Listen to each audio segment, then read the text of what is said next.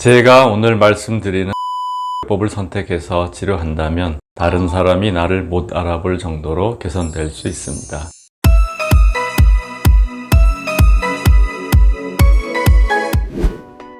안녕하세요. 피부과 전문의 강진문입니다. 이번 시간엔 많은 분들의 고민인 폐인 여드름 흉터 치료에 대해 이야기해 보려고 하는데요. 폐인 여드름 흉터 치료는 보존될 확률이 낮다는 잘못된 인식이 있어서인지 치료를 받으면 얼마나 나아질 수 있는지를 물어보시는 분들이 많습니다. 제가 오늘 말씀드리는 치료 기간 동안 적절한 치료법을 선택해서 치료한다면 다른 사람이 나를 못 알아볼 정도로 개선될 수 있습니다. 지금부터 폐인 여드름 흉터 치료에 대한 오해와 진실을 통해서 치료 효과를 높일 수 있는 방법들을 알아보겠습니다.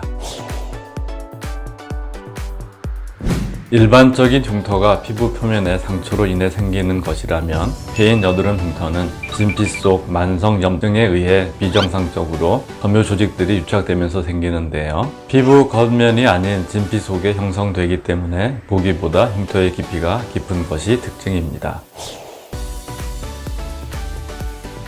보통 여드름 흉터가 생긴 지 오래될수록 치료가 어렵다고 생각하시는 분들이 많지만 결론부터 말씀드리면 이는 잘못된 정보입니다.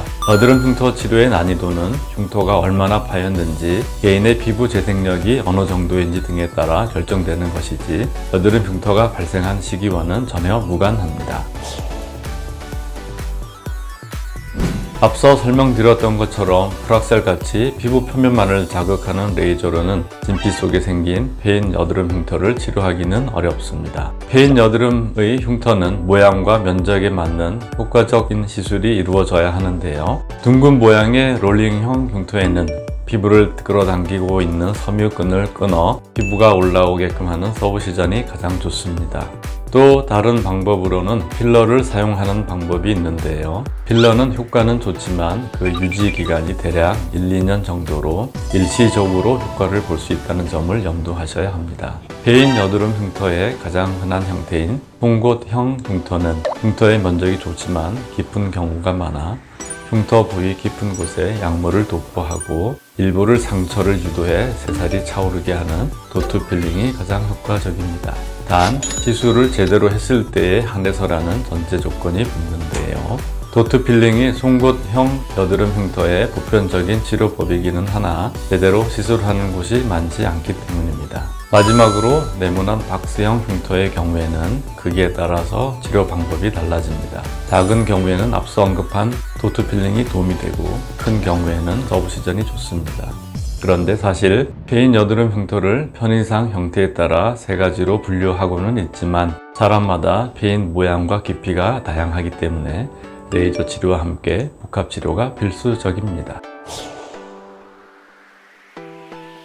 대부분 폐인 여드름 흉터 치료가 효과 보기 어렵다 생각하시는 이유가 흉터 치료는 1-2회 시술로는 눈에 띄게 개선되기 어렵기 때문입니다. 흉터의 정도에 따라 다르지만 깊은 경우 치료 기간이 6개월 이상 걸릴 수 있고 레이저 이후 피부가 완전히 재생되는데 약 1년 이상의 시간이 필요합니다. 그렇기 때문에 기간을 길게 보시고 치료에 임하시는 것을 추천드립니다. 한 달 간격으로 최소 5회 이상 지속적인 레이저 치료와 시술적 치료를 병행한다면 지금보다 훨씬 보존될 것입니다. 폐인 여드름 흉터 치료의 효과는 영구적이라고 봐도 무방합니다. 여드름 흉터 치료의 큰 장점 중 하나인데요. 치료 후에 예전처럼 다시 폐일 확률은 극히 드뭅니다. 다만 그 자리에 다시 여드름이 생기지 않는다는 조건이 붙기는 합니다. 지금까지 폐인 여드름 흉터에 대한 오해와 진실에 대해서 말씀드렸는데요. 전문가의 적절한 치료를 받는다면 개선되지 않는 여드름 흉터는 없습니다. 다만 흉터의 모양과 정도에 따른 적절한 치료법과 최소 5회 이상 적절한 치료를 받는다면 폐인 여드름 피부 분명 지금보다 좋아질 수 있습니다.